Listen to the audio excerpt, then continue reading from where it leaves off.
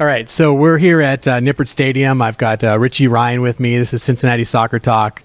I believe this will be completing my new player interviews unless Alan Koch has a surprise for us mid-season. But at this point, I believe you're my last interview, so congratulations. You don't win a prize, but congratulations anyway.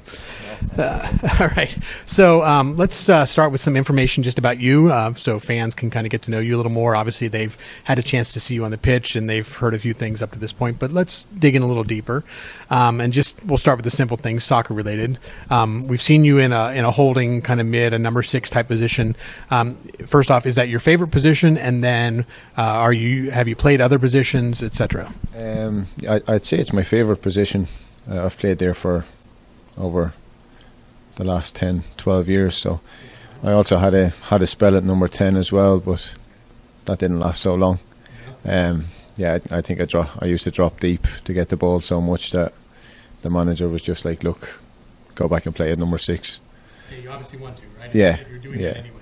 Yeah, so it's a position I like, and I think in certain formations and systems it's a position that gets a lot of the ball, so that's probably why I enjoy it most.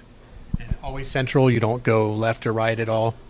Not really. I'm not the most flamboyant players or skillful of players doing tricks and stuff, so I tend to stay as central as possible. I find it makes it easier for that position if you do stay more central.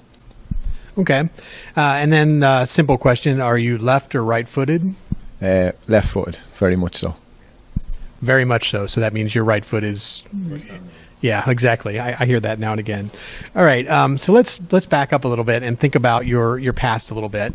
Can be professional career, could be youth, could be any age, I don't care.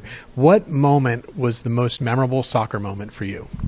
I've got a couple. I'd say making my professional debut for Sunderland was probably a moment that's going to stand in my mind forever. So that's something that I look back on very fondly.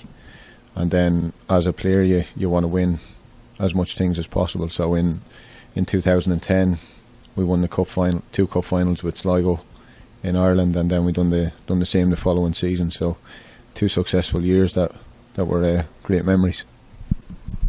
And you mentioned Ireland and Sutherland. Obviously, people can hear that you're not American from the talk so far. So let's talk about maybe where you're from and also the path that got you here. Obviously, we know you came from Miami FC, but maybe how did you make the bridge from Europe to North America, etc.?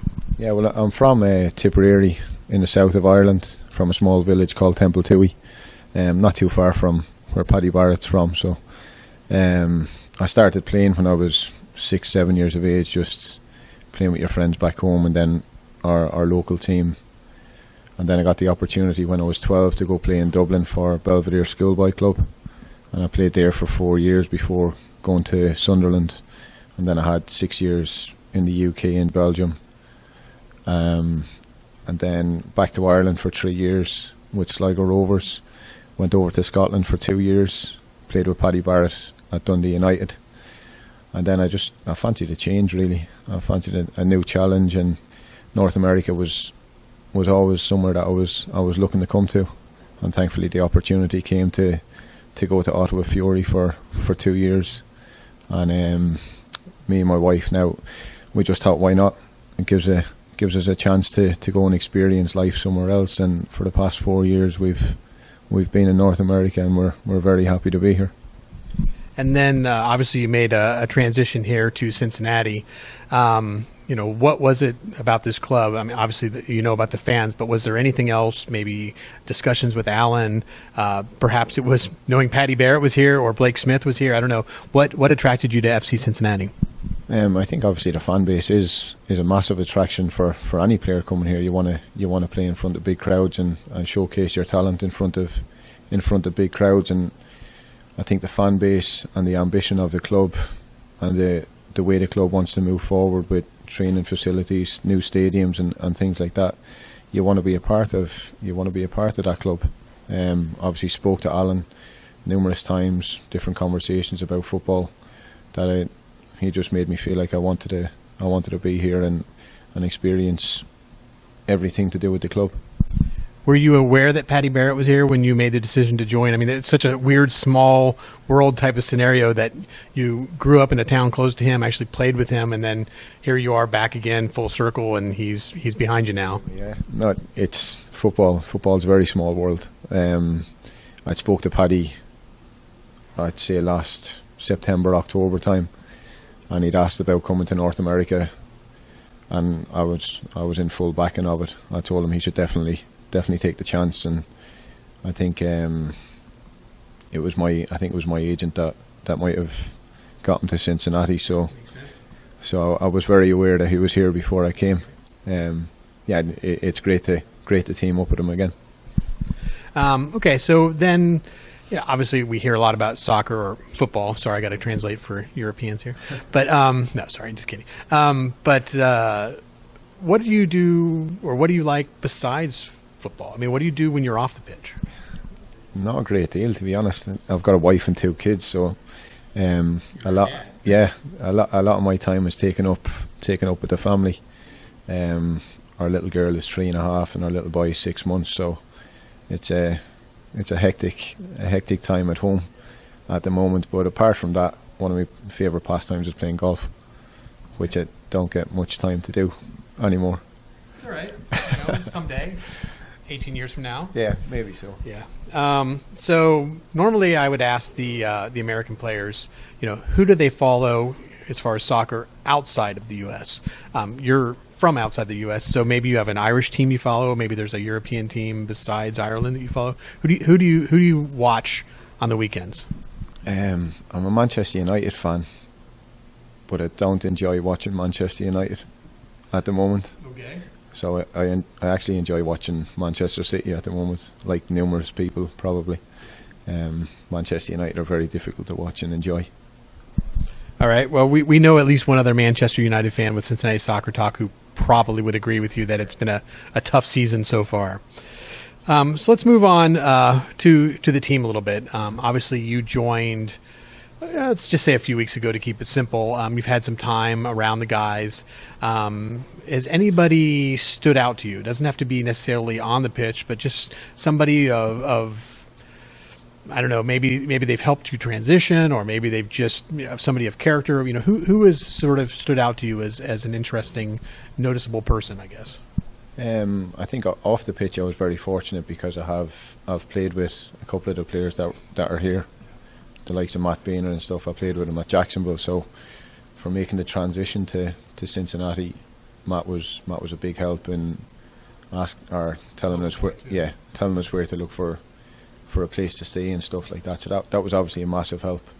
And then I think within our squad we have a ridiculous amount of talent in different aspects of the game. You've got people like Deckel, who's got so much experience and he's such a good communicator at the back.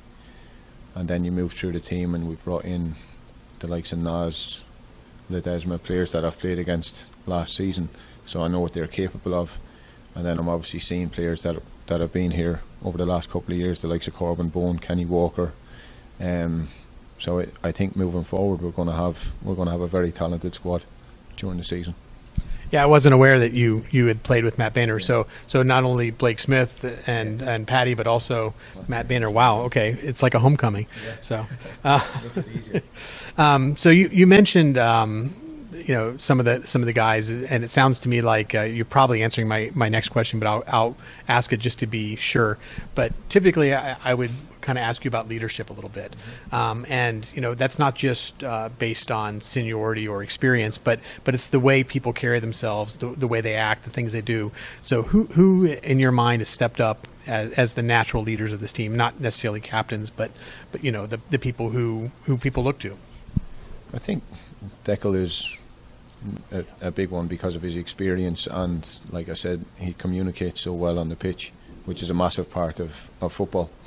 And then Kenny as well, and plus they play in 2 very important positions on the pitch that you can generally see everything that's going on in front of you, so you're able to move people around and speak to people to make sure they're in the right positions and stuff.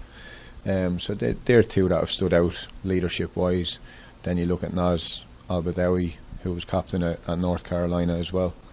But then we have younger players in the squad that have leadership qualities as well. I think that the important thing for us as a squad is that we're all leaders on the pitch. We all have to have that willingness to speak to each other and to help each other to make each other better. So we all want to win, and that's the main priority. Excellent. So let's talk about Cincinnati a little bit. Have you ever been to Cincinnati before you joined the team? Never. Okay, that's not an uncommon answer. Did you have any sort of preconceived notions of what Cincinnati was or what to expect here? Anything that surprised you when you got here? Not really, no. Me and my wife were quite open-minded and just go with the flow type of people, so I'm sure we'll settle here really well. Have you had any chance to look around the city at all? I know Alan works you guys pretty hard, but has there been any free time to maybe find a restaurant or a shop or anything that you've kind of fell in love with? Me and my wife got to go to Bakersfield down in OTR, so that was nice, and we got to have a little walk around the streets down there. So it was nice to get a feel for the place. We were fortunate enough to have a babysitter for a couple of hours, so a bit of peace and quiet. Well, you could trade off with Corbin maybe, and he can have free time and you can have free time. No, I don't know if Corbin wants to look after our two, to be honest. No. I tried, So maybe the last question I'll ask is Skyline Chili. So it's a big popular dish here. I'm not guessing at this point, considering where you are in training, that you've had a chance to try it, but I'll at least ask: have you had a chance to try Skyline Chili? Not yet, but I'm looking forward to my first experience.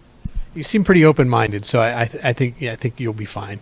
So it's scarier than it actually is. So everybody always, You have to try it. So I'll try it, and hopefully I'll enjoy it, and we'll go back for seconds then. Absolutely. It's definitely Cincinnati, and if you want an open mind, that's a good place to start. So, all right. Thanks for talking with me. Appreciate it.